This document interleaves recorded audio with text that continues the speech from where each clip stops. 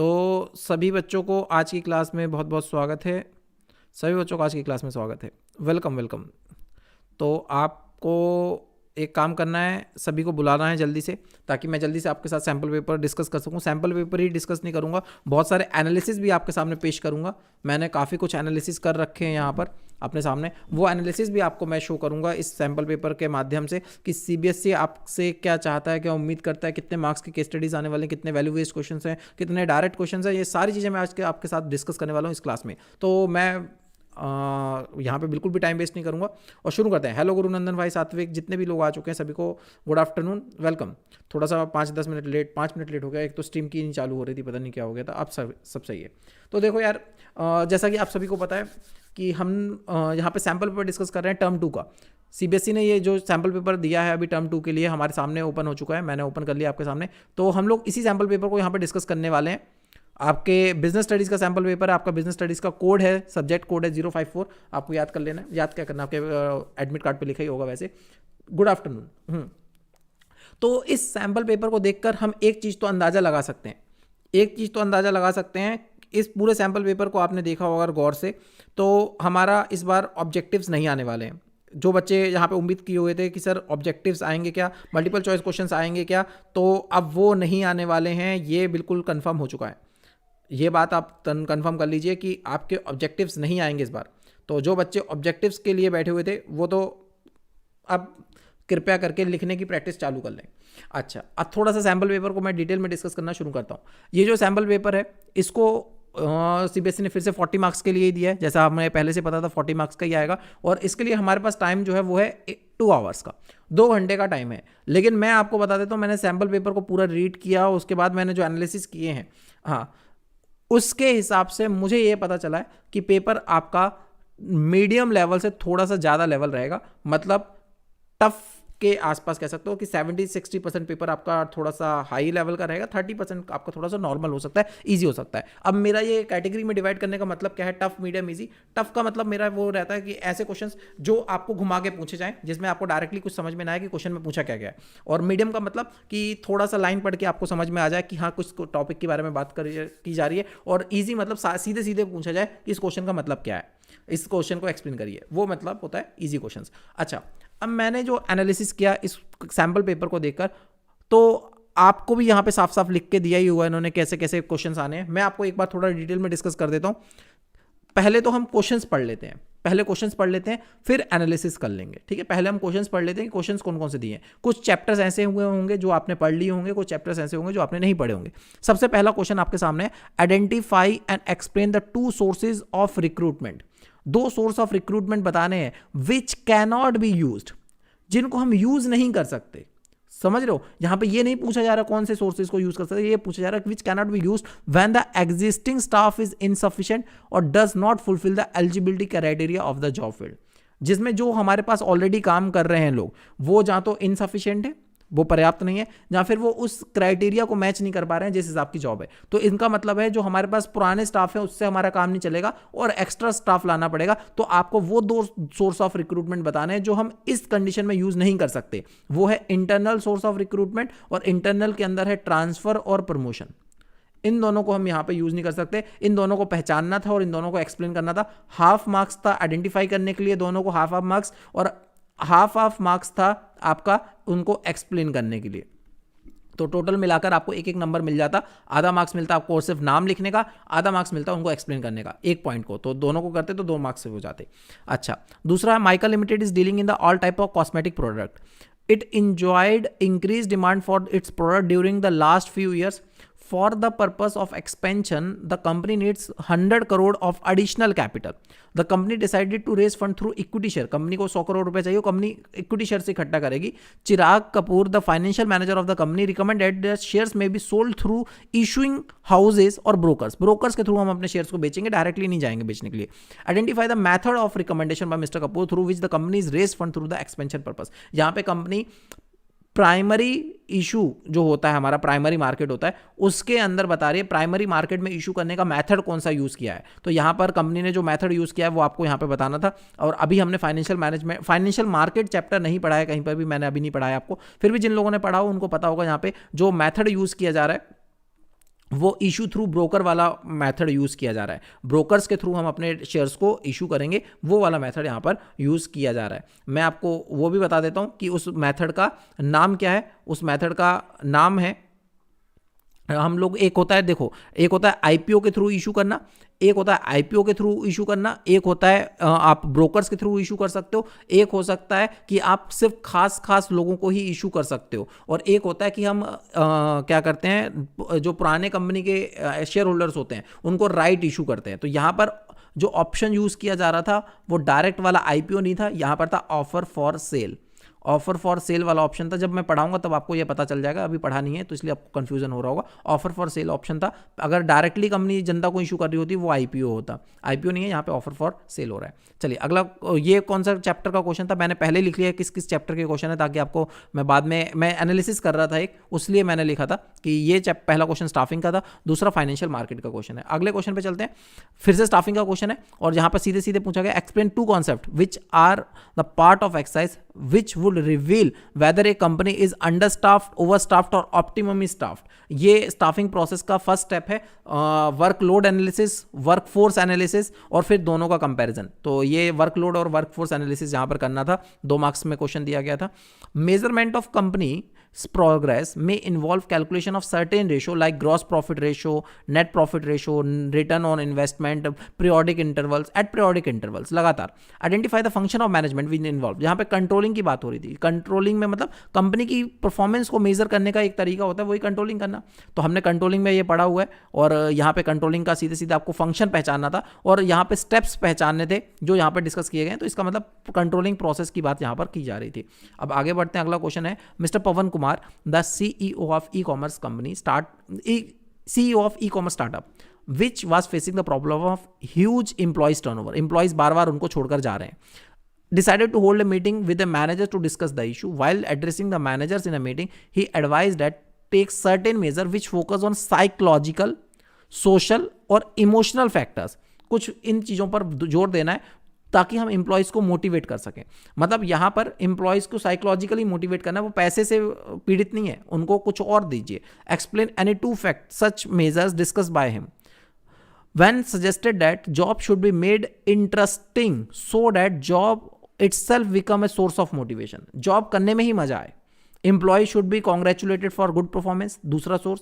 तीसरा, stability regarding the future income and work should be provided to the employees in order to keep the positive attitude among the subordinate. यहाँ पर employees को motivate करने की बात की जा रही है, और मोटिवेट में जो हम फैक्टर्स यूज कर रहे हैं वो यूज कर रहे हैं नॉन फाइनेंशियल फैक्टर्स। ये भी अभी नहीं पढ़ा है तो ये भी अभी समझ में नहीं आएगा। उसके बाद देखो, अभी क्वेश्चन बस पढ़ा रहा हूँ, आंसर नहीं समझा रहा हूँ। मैं आपको क्या बोल रहा हूँ, थोड़ा सा आपको वेट करिए, मैं आपको बहुत सारे एनालिसिस दूंगा जो आपको बहुत मज़ा आएगी सुन के कि किस तरह का सैम्पल पेपर था ये, और इसमें किस तरह का आपका फाइनल का पेपर आने वाला है, वहाँ से हम कुछ अंदाज़ा लगा सकते हैं। अच्छा, ये अब जो 6th क्वेश्चन सीधे सीधे डायरेक्ट क्वेश्चन दे दिया था, 3 points of importance of directing, सीधे सीधे क्वेश्चन है इंपॉर्टेंस ऑफ डायरेक्टिंग। और लीडरशिप एक एलिमेंट होता है डायरेक्टिंग का, उसके 2 स्टाइल्स बताने हैं, 3 स्टाइल होते हैं, उसमें से 2 पूछे गए हैं सीधे सीधे, और इसमें चॉइस भी थी। पहला क्वेश्चन मिला जिसमें चॉइस थी 3 मार्क्स के क्वेश्चन में, ठीक है। List any 3 factors affecting the working capital requirement of the company. 3 factors बताने जिससे कंपनी की वर्किंग कैपिटल इफेक्ट करती है। ये भी डायरेक्ट क्वेश्चन था, और ये फाइनेंशियल मैनेजमेंट का क्वेश्चन था, और ये डायरेक्टिंग का ही क्वेश्चन था। फिर से आता है क्वेश्चन नंबर 8 आपका, और यहाँ पे फिर केस स्टडी आ जाती है। और केस स्टडी में क्या है, प्रिया एक रीजनल मैनेजर है XYZ कंपनी में लिमिटेड, बहुत ही हार्ड वर्किंग एम्प्लॉय है, और वो रिड्यूस करना चाह रही है wastage in her company. She said standard for the performance at different activities. उसने अलग अलग एक्टिविटीज के परफॉर्मेंस सेट कर दिए हैं। Ensure that the target met according to the standards with minimal wastage of resources. मतलब चाहती है कि टारगेट अचीव हो जाए टाइम पर। She has set up CCTV cameras which help to keep close check on the activities of subordinates and know how to employees are performing। ठीक है, वो लगातार चेक करिए। She also rewards the employee with a bonus when these standards are met। She trying her best to ensure good performance of her team through the year through the application of important function of management। 2 functions के नाम, 2 benefits बताओ उस function के। यहाँ पे controlling की बात हो रही है और कंट्रोलिंग के बेनिफिट्स की बात हो रही है यहाँ पर। तो कंट्रोलिंग की इंपॉर्टेंस हमने पढ़ ली थी, उसी के बारे में यहाँ पे बात हो रही है। कंज्यूमर प्रोटेक्शन का सीधा सीधा क्वेश्चन आ चुका है। कंज्यूमर राइट्स के बारे में बताओ, कंज्यूमर की रिस्पॉन्सिबिलिटीज के बारे में बताओ, 5-5 जब पढ़ेंगे तो पता चल जाएगा। यहाँ पे फिर से एक डायरेक्ट क्वेश्चन आया, फाइनेंशियल मार्केट का एक पहले क्वेश्चन था, एक और आया, 5 फंक्शंस बताओ सेबी के। सेबी के 5 रेगुलेटरी फंक्शंस बताने हैं, सेबी के कई तरह के फंक्शंस है, उसी के 5 फंक्शन सीधे सीधे पूछ लिए गए हैं। 11वां क्वेश्चन जहां पर आता है एक और आपके सामने, एक इंटरव्यू में, in an interview the leading news channel mister Rakesh Kotara, CEO of Get My Job, has suggested that company which want more and more people to apply for their organization should make the process of applying job easier and candidate friendly. It was for the reason, he said, most progressive companies today have short application process. He also said that application form filled by candidate is very important as it is the information supplied via an application form which help the managers in eliminating the unqualified unfit job seekers. The company create a mechanism that attempts to measure a certain characteristics like individual attitude, manual dexterity, intelligence, personality. The candidates may called for in-depth conversation to evaluate the stability of the job. यहाँ पर बात हो रही है एक process की, जहां पर मैं बताता हूं स्टाफिंग का प्रोसेस का क्वेश्चन है, और यहां पे सिलेक्शन प्रोसेस की बात चल रही है। सिलेक्शन प्रोसेस में 2-3 पॉइंट यहां पे डिस्कस कर लिए गए हैं, आगे के 3 पॉइंट्स को हमें बताने के लिए बोला गया, जो जहां पे सिलेक्शन प्रोसेस का काम हो रहा था, कंपनी में कैंडिडेट्स को सिलेक्ट कैसे किया जाएगा उसकी प्रोसेस के बारे में यहां पे बात हो रही थी। तो ये स्टाफिंग का क्वेश्चन आया हमारा केस स्टडी में। एक आखिरी क्वेश्चन हमारे सामने है, वंश लिमिटेड एक लार्ज एंड रेपुटेटेड कंपनी जो मैन्युफैक्चर करती है ventilators. After the outbreak of COVID-19 2020, the company witnessed an increase in the revenue by 40%. It has planned further increase in the production capacity and also production of PPE kits, sanitizer, masks for in 2022. The financial manager of company, Mr. Rajiv, feels confident about the future of the company and its liquidity position. Discuss the meaning of dividend decision in the light of the above statement. Explain 2 factors which described by the Ms. Vansh Limited while formulating the dividend policy of the company. तो आपको dividend का मतलब बताना है और factors बताने हैं वो जो डिविडेंड को डिक्लेयर करते समय डिस्कस किए गए हैं इस पॉइंट्स में, और उनके बारे में यहाँ पे एक्सप्लेनेशन देना है। एक और क्वेश्चन है यहाँ पर, आज ही मैंने अभी क्लास में करवाया था। एक कंपनी है जिसके पास शेयर कैपिटल है 10 लाख रुपए की, जो 100 रुपए का एक शेयर में डिवाइड है, मतलब टोटल मिला के 1 लाख शेयर इशू किए हैं कंपनी ने अभी तक। 100 रुपए का एक शेयर है, 10 लाख की कैपिटल है कंपनी की। अब कंपनी एक्सपेंड करना चाहती है, 5 लाख रुपए का कैपिटल और चाहिए। अब इसके लिए कंपनी के पास 2 ऑप्शन है, 2 अल्टरनेटिव है, जहां तो 5000 इक्विटी शेयर इशू करे 100 रुपए का एक, जहां 10% के ब्याज पर 5 लाख रुपए इकट्ठा कर ले। दोनों ऑप्शन है। कंपनी की अर्निंग जो अभी तक है वो है 4 लाख रुपए 10 लाख की कैपिटल पर। तो आपको बताना है कि अगर 15 लाख कैपिटल कर दी जाएगी तो भी लगभग रिटर्न इसी रेट की आएगी, जो रिटर्न अभी आ रही है लगभग 40% की, रिटर्न वही रहेगी 40% की। आपको बताना है कंपनी एक्सपेंशन जो कर रही है उसके लिए ऑप्शन ए सही रहेगा या ऑप्शन बी सही रहेगा। जहां पर आपको दोनों से अर्निंग पर शेयर निकालनी है, जिसमें अर्निंग पर शेयर ज़्यादा होगी वो ऑप्शन कंपनी के लिए बेटर होगा। तो ये भी फाइनेंशियल मैनेजमेंट का ही क्वेश्चन था और इसमें टैक्स रेट 50% दिया गया है। तो टोटल मिलाकर हमने सारे क्वेश्चंस देख लिए। अब इसमें एनालिसिस करने वाली बात, अभी क्वेश्चंस आपसे बने या ना बने उससे घबराने की जरूरत नहीं है, टेंशन मत लीजिए, अभी हमने ज़्यादा पढ़ा नहीं है, तो आप जब थोड़ा डिटेल में क्वेश्चंस पढ़ेंगे तो आपको समझ में आने लगेंगे। अब मैं आपको बताता हूं, इस पूरे क्वेश्चन पेपर में टोटल मिलाकर थे 12 क्वेश्चंस, टोटल मिला के आपके 12 क्वेश्चंस आने हैं, और ये टोटल मिलाकर हैं आपके 40 मार्क्स के। ठीक है, 12 क्वेश्चंस है, 40 मार्क्स का आपका पेपर था। ठीक है, यहां तक बात समझ में आ गई होगी। इस 12 क्वेश्चंस में से इस तरह से डिवाइडेशन किया गया था। सबसे पहला ग्रुप बनाया गया था 2 मार्क्स के क्वेश्चंस का। 2 मार्क्स के टोटल मिला के 4 क्वेश्चंस थे, टोटल मिला के 2 मार्क्स के 4 क्वेश्चन थे, जो कि मिलाकर बनते हैं 8 मार्क्स। ठीक है, उसके बाद 3 मार्क्स के भी 4 क्वेश्चन थे, जो कि मिला के बनते हैं 12 मार्क्स, और 5 मार्क्स के भी 4 क्वेश्चंस थे, जो कि मिलाकर बनते हैं 20 मार्क्स। टोटल मिलाकर आप अगर देखोगे तो ये हो गए हमारे 40 मार्क्स। इस हिसाब से आप ये देख सकते हो कि आपको 2 मार्क्स के 4 क्वेश्चन आने हैं, 3 मार्क्स के 4 क्वेश्चन आने हैं, और 5 मार्क्स के भी 4 क्वेश्चन आने हैं। सिंपल बात है, 2 मार्क्स के 4 क्वेश्चन, 3 मार्क्स के 4 क्वेश्चन और 5 मार्क्स के 4 क्वेश्चन आपको जो लिखने हैं। अब इसमें से देखने वाली बात यह है कि सबसे पहले मैं एनालिसिस करता हूं इन 2 मार्क्स के क्वेश्चंस का। सबसे पहले मैं उठाता हूं आपको ये 2 मार्क्स के क्वेश्चंस। ठीक है, तो आपके 2 मार्क्स के 4 क्वेश्चंस आने हैं। ठीक है, जो ये 2 मार्क्स के 4 क्वेश्चंस आने हैं, इसमें से आपके एक क्वेश्चन ऐसा है जो केस स्टडी है, 2 मार्क्स में एक केस स्टडी है और 3 क्वेश्चन वैल्यू बेस्ड क्वेश्चन है। मतलब यहां पर क्वेश्चन आपको डायरेक्टली नहीं पूछा गया है, क्वेश्चन केस स्टडी में भी नहीं है, लेकिन कुछ इस तरह का क्वेश्चन आप समझ सकते हो। मैं आपको दिखा देता हूं। ये पहला क्वेश्चन देख लीजिए, जहां पे थोड़ा सा घुमाया ताकि आप थोड़ा सा दिमाग लगा सको। और यहां पर भी तीसरे क्वेश्चन में भी देख सकते हैं, name the 2 concept which are the part of exercise which reveal the whether a company is under staff, over staff, optimum staff. यहां पे कॉन्सेप्ट आपको खुद ही पहचानना है, लेकिन केस स्टडी नहीं है, सीधे सीधे क्वेश्चन में हिंट दिया हुआ है कि इस चीज को पहचाने। तो वैल्यू वेस्ट कह सकते हो। वैल्यू वेस्ट 3 क्वेश्चन है और एक केस स्टडी है, एक 2 मार्क्स में केस स्टडी है, 3 वैल्यू वेस्ट क्वेश्चन है। इस तरह से यहां पे क्वेश्चन आए हैं। अच्छा, इसमें भी मैं आपको बताऊं, अगर मैं बताऊं तो जो एक क्वेश्चन यहां पर है केस स्टडी वाला, वो हमें पता चला, एक क्वेश्चन जो 2 मार्क्स में आया केस स्टडी वाला, वो फाइनेंशियल मार्केट का चैप्टर है। जो ये केस स्टडी है वो फाइनेंशियल मार्केट की है, एफएम, फाइनेंशियल मार्केट से 2 मार्क्स की केस स्टडी आई है। चलिए ठीक है, अब केस स्टडी कहाँ से आई है वो हम लोग अभी डिस्कस नहीं करते, नहीं तो ज़्यादा कंफ्यूज हो जाएंगे। अभी मैं सिर्फ ये बता देता हूँ केस स्टडी आनी है कि डायरेक्ट क्वेश्चन आने हैं। बच्चे इस बात में बहुत कंफ्यूज रहते हैं कि सर डायरेक्ट क्वेश्चन कितने आएंगे और केस स्टडीज़ कितनी आएंगी। तो अभी तक एक भी डायरेक्ट क्वेश्चन नहीं है यहाँ पर। अब आगे बढ़ते हैं, आगे पॉइंट पे बढ़ते हैं। फिर आते हैं 2 मार्क्स के बाद 3 मार्क्स के क्वेश्चन, है ना। 3 मार्क्स के कितने क्वेश्चन है? 4 क्वेश्चन है, ठीक है। 3 मार्क्स के 4 क्वेश्चन है।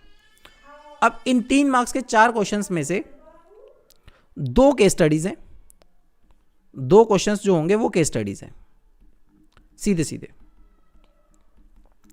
3 मार्क्स में 2 केस स्टडीज, मतलब 3 × 2, 6 मार्क्स में आपकी केस स्टडी आ गई यहां पे।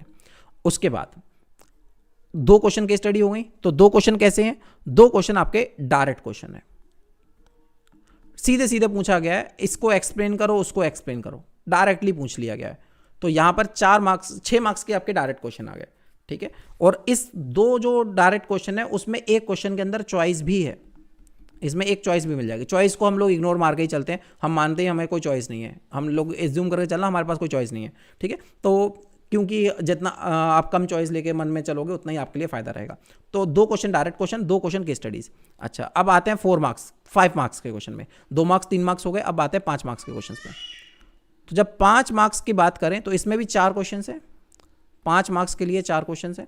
अब इन 5 मार्क्स के 4 क्वेश्चन में फिर से आपको 2 क्वेश्चन ऐसे मिलेंगे जो केस स्टडीज हैं, और किसी भी केस स्टडी में चॉइस नहीं है, एक लास्ट वाले को छोड़कर, राम हर्षित अग्रवाल। और 2 क्वेश्चन आपके डायरेक्ट क्वेश्चन है, 2 क्वेश्चन आपके डायरेक्ट क्वेश्चन है। मतलब 10 मार्क्स आपके डायरेक्ट में आएंगे और 10 मार्क्स आपके केस स्टडी में आएंगे। तो टोटल मिलाकर अगर आपको देखा जाए, टोटल मिलाकर अगर मैं एनालाइज करूं तो आपको पता चलेगा, टोटल अगर हम एनालाइज करें तो हमें पता चलता है कि सबसे पहले केस स्टडीज कितनी है। पूरे क्वेश्चन पेपर में 2 मार्क्स के 1 क्वेश्चन, 2 मार्क्स 1 क्वेश्चन, 3 मार्क्स के 2 क्वेश्चन और 5 मार्क्स के 2 क्वेश्चन। टोटल मिलाकर 2 मार्क्स, 6 मार्क्स और 10 मार्क्स, 18 मार्क्स की आपकी केस स्टडीज आनी है। 40 में से 18 नंबर की आपकी केस स्टडीज आने वाली हैं, ठीक है। जिसमें 10 नंबर की तो सीधे 5-5 नंबर के 2 क्वेश्चन है। प्लस में स्टाफिंग से न्यू कोर्स कब से स्टार्ट होगा? बेटा आज से ही स्टार्ट हो रहा है, सॉरी मंडे से स्टार्ट हो रहा है हर्षित। तो उसमें हम डायरेक्टिंग से स्टार्ट करेंगे, लेकिन लास्ट में स्टाफिंग जरूर करवाऊंगा, टेंशन ना लेना, ठीक है। तो केस स्टडी के लिए आपका डाउट खत्म हो गया होगा यहाँ पर, केस स्टडी के लिए आपका एक डाउट खत्म हो गया होगा यहाँ पर कि हमारे पास टोटल मिलाकर 18 मार्क्स की केस स्टडीज एग्जाम में आनी है। 2 मार्क्स का 1 क्वेश्चन आएगा केस स्टडी में, 3 मार्क्स के 2 क्वेश्चन आएंगे केस स्टडी में और 5 मार्क्स के 2 क्वेश्चन आएंगे। चलिए ये समझ में आ गया। लेकिन सिर्फ केस स्टडी ही हमारा दिमाग खराब नहीं करती है, वैल्यू वेस्ड क्वेश्चन भी हमारा इक्वली दिमाग खराब करते हैं, क्योंकि वो भी एक तरह से केस स्टडी की तरह ही होते हैं। तो इसमें 2 मार्क्स के 3 क्वेश्चन है, 2 मार्क्स के 3 क्वेश्चन है। तो टोटल मिलाकर 6 मार्क्स यहां पर भी आने वाले हैं। तो टोटल अगर इन दोनों का करें तो 24 मार्क्स का पेपर हमारा ऐसा है जो इनडायरेक्ट रूप से हमसे पूछा जाएगा। मतलब हमें प्रिपरेशन इनकी स्ट्रांग करनी पड़ेगी, ये हमें क्वेश्चन से ही आंसर समझना पड़ेगा, क्वेश्चन किस चीज का पूछा गया। बाकी जो बचा हुआ पेपर है वो सारा डायरेक्ट क्वेश्चन है, बाकी बचा हुआ पेपर क्या है आपका, डायरेक्ट क्वेश्चन जो है, एक मिनट मिटा दूं इसको, डायरेक्ट क्वेश्चन की बात करते हैं। डायरेक्ट क्वेश्चन जो हमारे पास आए हैं यहां पर वो हैं 3 मार्क्स के 2 क्वेश्चन, तो 6 मार्क्स हो गए, और 5 मार्क्स के 2 क्वेश्चन, तो टोटल मिला के 4 क्वेश्चंस हैं और 3 मार्क्स और 5 मार्क्स के हिसाब से तो 10 मार्क्स, तो 16 नंबर यहां पर आ गए। 16 मार्क्स का आपका डायरेक्ट पेपर आ गया, तो इस हिसाब से आपके 40 मार्क्स पूरे हो जाते हैं। समझ में आया बात सबको?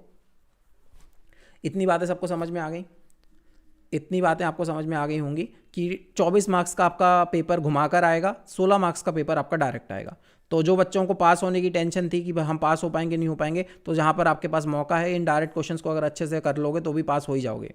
हाँ, सिर्फ 16 का डायरेक्ट क्वेश्चन है, 24 का, और यही रेशो रहता है निशा जी। ऐसा नहीं है कि सीबीएसई पहली बार ऐसा कर रहा है, सीबीएसई ऐसा ही करता है हर बार। मैंने भी ये नोटिस किया है कि 50% 60% पेपर जो रहता है वो केस स्टडीज़ पे ही रहता है, 60% के आसपास रहता है केस स्टडीज़ पर, सिर्फ 40% पेपर जो रहता है वो डायरेक्ट रहता है। पहले भी जब 80 मार्क्स का पेपर आता था तो भी ऐसा ही होता था, डायरेक्ट क्वेश्चन 40% करीब रहते थे और 60% क्वेश्चन आपके indirect case studies value based question के टाइप में रहता था।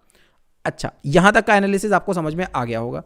एक और मैंने एनालिसिस किया कि किस चैप्टर से क्या क्या पूछा गया, किस चैप्टर से क्या क्या पूछा गया, मैंने ये भी देखा। लास्ट में मैंने एनालिसिस किया, अभी मैंने एक एनालिसिस और करता मैं बाद में कि जो पूछा गया उसमें केस स्टडी कितनी थी, डायरेक्ट कितने थे। फिलहाल मैं ऐसे ही बता देता हूँ कि स्टाफिंग चैप्टर से आपका एक क्वेश्चन पूछा गया है इस सैम्पल पेपर में 2 मार्क्स का, एक क्वेश्चन पूछा गया है 2 मार्क्स का, मतलब एक 2 क्वेश्चन 2 मार्क्स के पूछे गए हैं सीधे सीधे, तो यहां पर, और एक क्वेश्चन पूछा गया है 5 मार्क्स का। तो टोटल मिलाकर 3 क्वेश्चन पूछे गए हैं और टोटल वेटेज जो इस चैप्टर का बना है 2, 2, 5, टोटल मिला के 9 मार्क्स का। इसका मतलब अकेला स्टाफिंग से ही 9 मार्क्स आ रहा है। अकेला स्टाफिंग से जो सैम्पल पेपर में क्वेश्चन आया है वो 9 मार्क्स से क्वेश्चन आए हैं स्टाफिंग के। चलिए अगले पे चलते हैं, फिर आता है डायरेक्टिंग। स्टाफिंग समझ में आ गया, स्टाफिंग से टोटल मिलाकर 9 मार्क्स का क्वेश्चन आया, जिसमें 5 मार्क्स का भी एक क्वेश्चन है, एक मार्क्स के 2 मार्क्स के 2 क्वेश्चन है। चलिए अब आते हैं डायरेक्टिंग पर फिर से।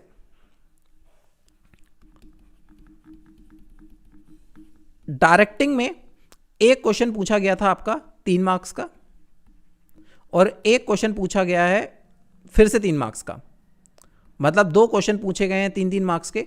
तो टोटल मिलाकर 2 क्वेश्चन हैं आएंगे इसमें से, और ये 6 मार्क्स का चैप्टर आया है इस सैम्पल पेपर में। फाइनल में अलग हो सकती है, गड़बड़ हो सकती है, थोड़े बहुत ऊपर नीचे कर सकते हैं। हाँ, उसके बाद फिर आता कंट्रोलिंग। छुटका सा चैप्टर है कंट्रोलिंग, बिल्कुल 2 ही टॉपिक है कंट्रोलिंग के। पास होने की टेक्निक बता रहा हूं बच्चों, 2 टॉपिक का चैप्टर है। एक क्वेश्चन आया है 2 मार्क्स का, एक क्वेश्चन आया है 3 मार्क्स का, सीधे सीधे 2 क्वेश्चन और 5 मार्क्स का चैप्टर है। मैं यहां पे देखकर ये हैरान हूं, कंट्रोलिंग से 4 गुना 5 गुना बड़ा चैप्टर है डायरेक्टिंग। 5 गुना क्या, 10 गुना ज्यादा बड़ा चैप्टर है डायरेक्टिंग। उससे सिर्फ 6 मार्क्स का पेपर दिया इन्होंने, और कंट्रोलिंग सिर्फ 2 टॉपिक का क्वेश्चन है, चैप्टर है, जिसमें 5 मार्क्स का पेपर दिया है। तो कॉस्ट बेनिफिट एनालिसिस जहां पर ज्यादा अच्छा है, मतलब स्टाफिंग तो, कंट्रोलिंग तो अच्छे से पढ़ ही के जाना और स्टाफिंग भी बहुत डिटेल में पढ़ लेना।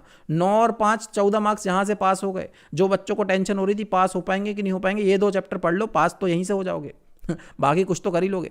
अच्छा आगे चल रहे थे मैं मतलब उन बच्चों पे फोकस कर रहा था जिन्होंने अभी तक कुछ नहीं पढ़ा तो 2-3 चैप्टर अगर छोटे छोटे भी पढ़ लो तो भी आपकी कहानी पार हो जाएगी अच्छा, उसके बाद आता है डायरेक्टिंग डायरेक्टिंग तो हो गया। डायरेक्टिंग के बाद आता है फाइनेंशियल मैनेजमेंट। कंट्रोलिंग के बाद आता है फाइनेंशियल मैनेजमेंट, सबसे ज़्यादा दिमाग लगाने वाला टॉपिक चैप्टर। और जैसा वो चैप्टर है उसी हिसाब से उससे पूछा भी गया है, नॉर्मली रखा गया, ज़्यादा उसको भाव इतने कम भी नहीं दिए, ज़्यादा भी नहीं दिए, बराबर भाव दिए।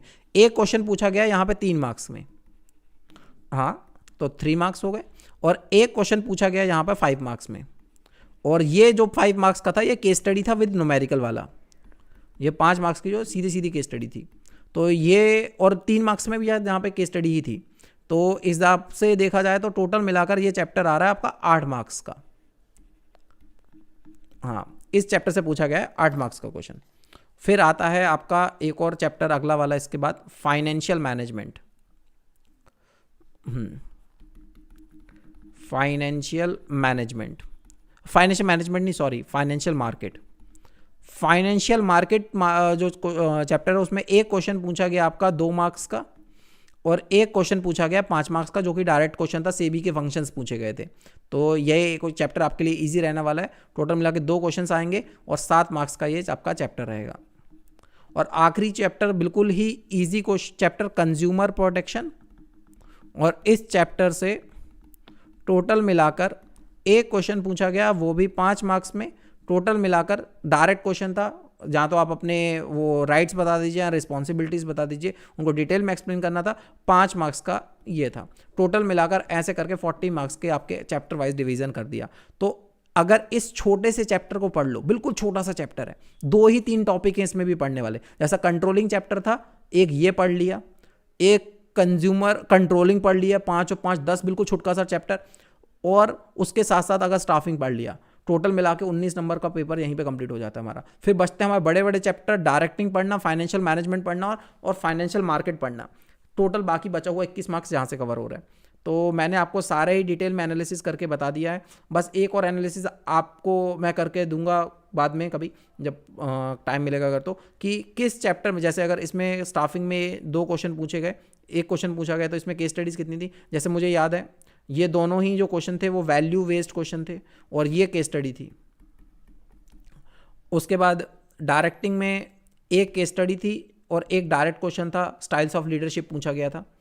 उसमें कंट्रोलिंग में दोनों ही इनडायरेक्ट क्वेश्चन थे, केस स्टडी ही थी दोनों। फाइनेंशियल मार्केट मैनेजमेंट में दोनों ही केस स्टडीज़ थी, एक थोड़ा घुमाकर था। फाइनेंशियल मार्केट में डायरेक्ट ही क्वेश्चन थे, दोनों ही डायरेक्ट क्वेश्चन थे। और कंज्यूमर प्रोटेक्शन में भी एक क्वेश्चन जो था वो डायरेक्ट क्वेश्चन था। बस ये भी मैंने आपको करके बता दिया। तो इस तरीके से आपका ये सैम्पल पेपर का एनालिसिस पूरा होता है। अब इससे हमें सीखना क्या है? सीखना हमें ये है कि भाई साहब सिर्फ रटने से काम नहीं होगा। अगर आप रट्टू तोता बनकर जाओगे तो रटने से काम नहीं होगा। आपको डिटेल में समझ होनी चाहिए सभी टॉपिक्स की और उनको लिखने की प्रैक्टिस भी होनी चाहिए। हाँ, बता दो वैष्णवी ने, मुझे ये समझ नहीं आता कि लिखना कितना है, और क्योंकि मैं बस 2 लाइन ही लिखती हूँ डेफिनेशन की। देखो ये है कितना लिखना है वो मैं बता देता हूँ। सीबीएसई ने साफ साफ आपको यहाँ पे मेंशन करके दिया है, अगर आपका 2 मार्क्स का क्वेश्चन है तो आपको 30 से 50 वर्ड्स में आंसर लिखना है। तो एक लाइन में आप कितनी वर्ड लिखते हो उसको उतने से मल्टीप्लाई कर लो। मान के चलो एक लाइन में आप 6 वर्ड लिखते हो, एक लाइन में अगर 6 वर्ड लिखते हो तो 48 वर्ड में लिखोगे तो आपको कम से कम 6 8 जा 48, तो आपको लगभग 8 लाइनों में वो क्वेश्चन को कंप्लीट करना है। अगर एक लाइन में आपके 6 वर्ड्स आते हैं, या एक लाइन में अगर आपके 8 वर्ड्स आते हैं तो लगभग 6 लाइनें आपको लिखनी पड़ेगी 48-50 वर्ड लिखने के लिए। उसी तरह से आप 3 मार्क्स का जो क्वेश्चन है उसमें आपको लगभग 80 वर्ड्स लिखने हैं। आप लोअर लिमिट मत रखिए याद, आपको अपर लिमिट रखिए याद। ज़्यादा लिखोगे तो अच्छा रहेगा, कम मत लिखिए, ज़्यादा लिखिएगा। और 5 मार्क्स के क्वेश्चन जो है लगभग 120 वर्ड में लिखने हैं। 120 वर्ड में उसका आंसर होना चाहिए। Paper content case studies, case source based questions, उसमें देख लो साफ साफ बताया गया केस और सोर्स बेस्ड क्वेश्चन भी हैं। केस स्टडीज़ वाले क्वेश्चंस मैंने देखे ज़्यादा हैं, 24 मार्क्स के आपके केस स्टडीज़ हैं और 16 मार्क्स के आपके डायरेक्ट क्वेश्चन हैं। ठीक है, हमने नंबर ऑफ क्वेश्चंस के हिसाब से भी देख लिया, 12 क्वेश्चंस थे, उसके हिसाब से भी हमने देख लिया। अच्छा, अब किसी को कुछ पूछना हो तो वो पूछ सकता है अपने हिसाब से। तो मैंने सब कुछ बता दिया। आपको कुछ पूछना हो मेरे से तो अभी मेरे से पूछ सकते हो, बाकी मैं चलता हूँ। मुझे जो बताना था वो मैं बता चुका हूँ, इसके अलावा मुझे कुछ बताना नहीं है इस चैप्टर में, इस चैप्टर कह रहा हूँ, इस केस स्टडी में। किसी को कुछ और पूछना है तो चलो, नहीं पूछना है तो फिर मैं एंड करता हूँ। Tata bye bye. Case study हम लोग ने वो पूरा एनालिसिस देख लिया। इसका आप रिकॉर्डिंग आपको यहीं पे जैसे अपलोड हो जाएगी, जैसे ये क्लास खत्म होगी तुरंत ही आपको ये अपलोड हो जाएगी, वहाँ से आप देख सकते हो। कोई बाकी स्टूडेंट्स के साथ अपने साथ शेयर करना चाहो तो कर सकते हो। इसके अकॉर्डिंगली आपको प्रिपरेशन करनी है। और सीबीएसई ने जब पहले सिलेबस भेजा था उसके अकॉर्डिंग बताया था उन्होंने किस चैप्टर को कितने भाव देने हैं, वो भी मैं बता देता हूँ किस चैप्टर को कितने भाव देने हैं, वरना आप ये भी भूल जाओगे किस चैप्टर को कितने भाव देने हैं। यहाँ पर इन्होंने बताया हुआ था जब सिलेबस दिया था टर्म 2 का, ये है 2021-22 का सिलेबस। इसमें इन्होंने साफ साफ बताया था कि कौन से चैप्टर पे कितने मार्क्स का आने वाला है। दिया तो उन्होंने उसी हिसाब से होगा, लेकिन यहाँ पर वो लोग मिक्स करके देते हैं, तो आगे पीछे हो सकता है नंबर, जो अभी जो नंबर आया और जो अब आएगा एक्चुअल में वो आगे पीछे हो सकता है। मतलब किसी चैप्टर से अभी इन्होंने ज़्यादा क्वेश्चन दे दिए हों, बाद में कम दे दें, ऐसा बिल्कुल कर सकते हैं। जैसे यहाँ पर इन्होंने बोला है स्टाफिंग, डायरेक्टिंग और कंट्रोलिंग, तीनों मिलाकर 20 मार्क्स का आएगा। स्टाफिंग, डायरेक्टिंग और कंट्रोलिंग तीनों मिलाकर 20 मार्क्स का आएगा, जिसमें उन्होंने साफ साफ बताया है कि स्टाफिंग 13 पीरियड्स का क्वेश्चन में, मतलब 13 पीरियड्स लगेंगे इसको पढ़ाने में, तो 9 मार्क्स का इन्होंने इसी में से दिया है अकेला, 9 मार्क्स इन्होंने स्टाफिंग में से ही दिया है अकेला, और डायरेक्टिंग से 6 मार्क्स दिया और कंट्रोलिंग से 5 मार्क्स दिया, तो टोटल मिला के हो गए 20 मार्क्स, टोटल मिला के 20 मार्क्स हो गए। अच्छा, उसके बाद इन्होंने इस पार्ट में बोला था कि फाइनेंशियल मार्केट और फाइनेंशियल मैनेजमेंट दोनों मिला के 15 मार्क्स का आना चाहिए, तो फाइनेंशियल मैनेजमेंट से इन्होंने 8 मार्क्स का पेपर दिया है और फाइनेंशियल मार्केट से इन्होंने 7 मार्क्स का दिया है, लगभग बराबर बराबर 15 हो गया यहाँ पर भी। और कंज्यूमर प्रोटेक्शन से इन्होंने बोला था 5 मार्क्स का ही देंगे, तो सीधे 5 मार्क्स का ही दिया है यहाँ पर, टोटल मिलाकर आपका पेपर पूरा 20 मार्क्स का होगा। ये पहले इन्होंने रिलीज़ किया था जब सिलेबस आया था, तो ठीक है, आप देख लीजिएगा। अब अगली बार जब पेपर होगा तो ऐसा भी हो सकता है यहाँ पर 9 की जगह 8 मार्क्स हो जाएं, यहाँ पे 7 मार्क्स हो जाएं, ऐसा भी कर सकते हैं ये लोग। और ऐसा भी कर सकते हैं यहाँ पे 9 की जगह 9 ही रहे, जहाँ पे 5 की जगह 3 हो जाएं और जहाँ पर 6 की जगह 9 हो जाएं या 7 हो जाएं, ऐसा भी हो सकता है। मतलब चैप्टर्स में वेटेज ऊपर नीचे हो सकता है, लेकिन तीनों चैप्टर्स का मिला के वेटेज जो रहेगा वो 20 मार्क्स रहेगा। वैसे 3 चैप्टर्स इनको मिलाकर वेटेज 20 मार्क्स रहेगा, इनके इंडिविजुअल वेटेज ऊपर नीचे हो सकते हैं। कंट्रोलिंग 5 मार्क्स का ही रहेगा, तो कंट्रोलिंग कह रहा हूँ, कंज्यूमर प्रोटेक्शन, मतलब वैसा ही आएगा ना, लगभग अप्रॉक्स वैसे ही रहेगा, 1-2 मार्क्स ऊपर नीचे हो सकते हैं चैप्टर वाइज, ठीक है। वहाँ से हमें एनालाइज करके ये पता चल गया इन्होंने स्टाफिंग से ज़्यादा भाव देने हैं, तो मतलब स्टाफिंग हमें बहुत डिटेल में कवर करना है। और एक और चीज़ मुझे यहाँ पे पता चल गई कि हमें स्टाफिंग को डिटेल में करना ही है, कंट्रोलिंग भी हमारे लिए बहुत इंपॉर्टेंट हो गया। छोटा सा चैप्टर है, 5 मार्क्स दे रहा है, और उसके साथ साथ कंज्यूमर प्रोटेक्शन भी छोटा सा चैप्टर है, 5 मार्क्स दे रहा है। क्वेश्चन सेम नहीं होंगे, लेकिन चैप्टर वही पकड़ा जाएगा, टारगेट वही होगा। चलिए, तो मेरा एनालिसिस कंप्लीट हुआ। अब तुम लोग अपना जो एनालिसिस करना हो वो करते रहना, जैसा करना हो। चलिए, अब डेटा समझ के हम अपनी प्रिपरेशन और अच्छे से कर सकते हैं। अब हम लोग मिलते हैं बाद में नेक्स्ट क्लास में, तब तक